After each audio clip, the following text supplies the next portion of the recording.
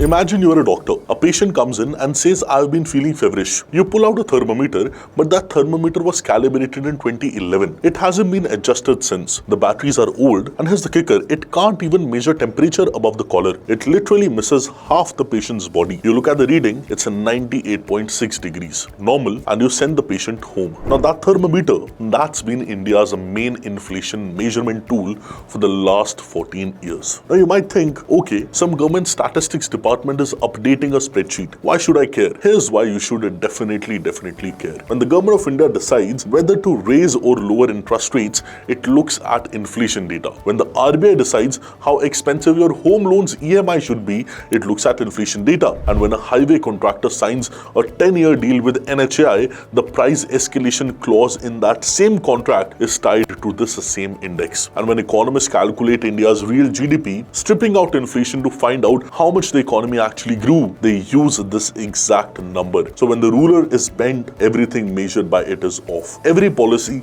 every contract, every news headline screaming India's inflation is under control, all of it is being measured by an index that has been for over a decade genuinely incomplete. And on June 15, 2026, India is beginning to fix it.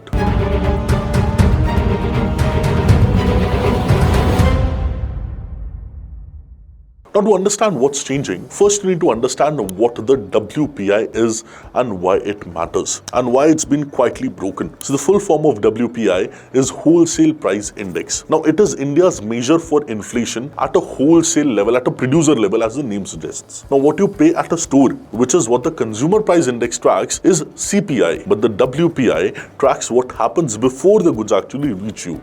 It measures price changes at the first point of bulk commercial sale, the factory gate, the farm gate, the wholesale market. So when the price changes at wholesale level, WPI is an index which tracks it and sees it. And think of it like this, CPI is the price you pay for a packet of bread at a supermarket. WPI is the price of the bakery paid for wheat from the miller. Both of them matters. One tells you how prices feel in your pocket. The other tells you where price pressure is building inside the economy, in manufacturing, in agriculture, in energy, at a wholesale level, at the levels of businesses and producers. India has been compiling WPI for decades. But here's the thing about any price index. It is as good as its base year. The base year is your reference point. It's the normal against which all other prices are compared. And in India, that base year was last set at 2011-2012 for WPI. That means our reference point for what counts as normal prices is a year when, think about it, iPhone 4S had just launched. The UPA government was dealing with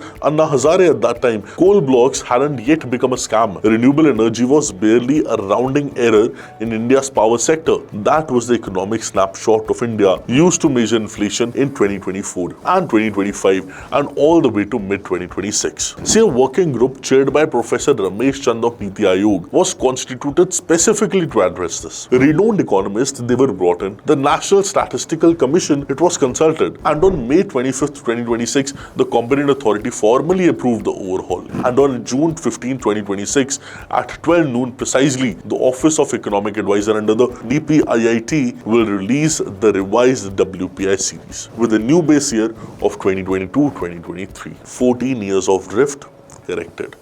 But the base year is actually the smaller part of the story. Here's where most coverage of this reform is missing. The real problem with the old WPI was never just this outdated base year. It was something more structural, something that economists have been quietly uncomfortable about for years. The old WPI tracked 697 items. The new one tracks 957 items. That's already a significant jump. Solar energy, wind energy, nuclear electricity, none of these existed meaningfully in 2011-2012 basket. Today, India has over 100 gigawatts of installed renewable capacity. Renewables were invisible in India's official inflation measurement until now. But here's the real gut punch, and I want you to sit with this number. Services account for approximately 55% of India's GDP, and the WPI did not measure services at all. No banking, no telecom, no insurance, no railway, no aviation, Nothing at all. 55% of the economy gets invisible when you talk about wholesale price index. So when you read that India's wholesale inflation was at some particular level, the number was literally describing only the goods producing part of the economy, the half that makes tangible things. Now the other half, the hospitals, IT companies, banks, restaurants, freight networks, digital economy, it is all a ghost. Present in the economy, absent in the measurement. And this matters enormously for something most people don't have immediate connect. The calculation of real GDP. Here is how it goes. India's GDP is first calculated in nominal terms, where the economy produces at current level, current prices. Now this is done to find how much the economy actually grew. Stripping out inflation, you need to divide by a price deflator. For years, India used a combination of CPI and WPI to do this. WPI for the goods producing sector, CPI filling in elsewhere. The IMF had long flagged this as a big problem. Using a commodity heavy index that misses services entirely to deflate parts of a service heavy economy creates a systematic mismatch. And when global oil prices fall, WPI based deflation makes the real GDP looks inflated. And when the commodity prices spike, the same effect would work in reverse. So India's real GDP numbers had a built-in distortion baked in. This is why the government is introducing not just a revised WPI, but something India has never had before, a producer price index PPI. The PPI is conceptually different from WPI in a fundamental way. The WPI measures prices at a point of bulk sale. PPI is conceptually different from WPI in a fundamental way. WPI measures prices at the point of bulk sale. PPI, however, measures prices at the point of production, not at bulk sale. The output PPI tracks what producers actually receive for their goods. Stripping away taxes and trade margins, the input PPI still in a trial form for the manufacturing sector tracks what producers pay for their raw material. And for the first time now, there will be a services PPI covering 7 sectors like banking, security transactions, insurance, pension fund management, railways, air passenger transport and telecommunication. Now that last one, a price index for services, is genuinely historic for India. Quarterly releases beginning from January to March 2026 data, most advanced economies made this switch from WPI to PPI beginning in the 1970s. India is doing it now. Better late than never. And there is one more methodological change buried in the fine print that almost no one is talking about. See, the new series introduces what's called a chain-based short-term calculation method, replacing the older long-term formulation, and it introduces a targeted mean imputation technique for handling missing price data. Instead of carrying forward old numbers or leaving gaps, it uses statistical interference to fill in the blanks more accurately in plain English. See, in plain English, the index will be more honest about what it doesn't know rather than quietly pretending it does. So now India's position in all of this is very interesting because this reform doesn't happen in isolation. In 2026 alone, India has revised or is revising its GDP base year, its CPI base year, its IIP base series, and now the WPI. It is a comprehensive statistical overhaul, the kind that happens once in a generation. The fact that they are being updated simultaneously creates an opportunity for India's national accounts to be genuinely consistent with each other in the way they have never been. But there's a transition problem, and the government is being upfront about it. Industries, contractors, and the government departments use the WPI in thousands of long-term contracts. Infrastructure projects, raw material projects, construction agreements, price escalation clauses are built around WPI numbers. You can't just retire the index overnight without creating chaos in those contracts. See, a highway project signed in 2019 with a WPI-linked escalation can't suddenly be switched mid-contract. So the government's plan is a 5-year coexistence. WPI and PPI will both be published simultaneously from June 15, 2026 onwards until 2031. New contracts extending beyond 2031 are expected to adopt PPI-based escalation. Old contracts run their course. By 2031, the WPI, one of the oldest economic indicators in the India Statistical Toolkit, is expected to be discontinued. MOSPI Secretary, Ministry of Statistics and Program Implementation Secretary Saurabh Garg was explicit about this. The transition from WPI to output PPI won't happen immediately,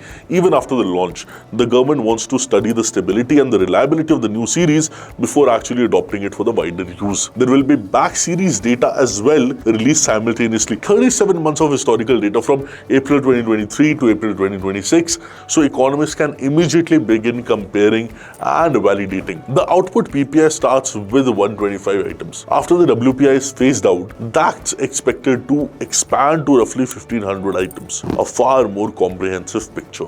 Now let me give you the core insight here, the one thing which I want you to take away from this video. India has been reading its economy with a map that had stopped being updated in 2011. It isn't a wrong map. In 2011 it was accurate. It served its purpose. It helped policymakers navigate, but the cities change. New roads get built, old industries shrink, entire new sectors appear that didn't exist before. Renewable energy, digital economy, gig economy, financial services at scale. And if your map doesn't show those roads, you're not navigating reality, you're navigating a memory of reality. The WPI in 2025 was describing an Indian economy that was 55% invisible, and every interest rate decision, every inflation headline, every real GDP calculation was downstream of that incomplete picture. And here's what the shift to PPI ultimately means, and that is the quotable version. India is going from measuring what is sold to measuring what is produced.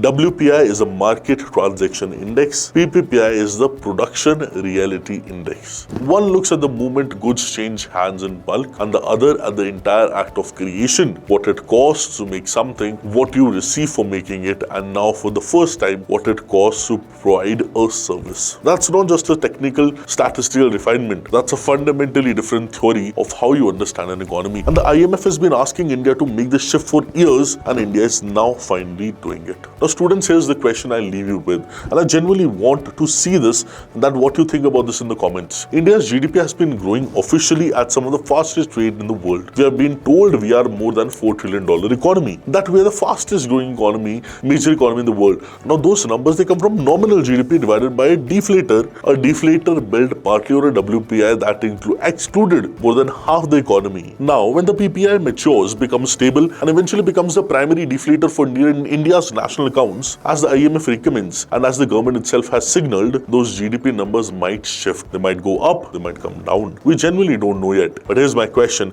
If the ruler has been bent for over a decade, does that make every record we set feel a little different? Or does it make the act of fixing the ruler the most honest economic reform India has made in a generation? I hope you gain new perspective from this particular session, and shift from WPI and PPI is definitely clear to all of you. All the very best. Have a beautiful day. Thank you.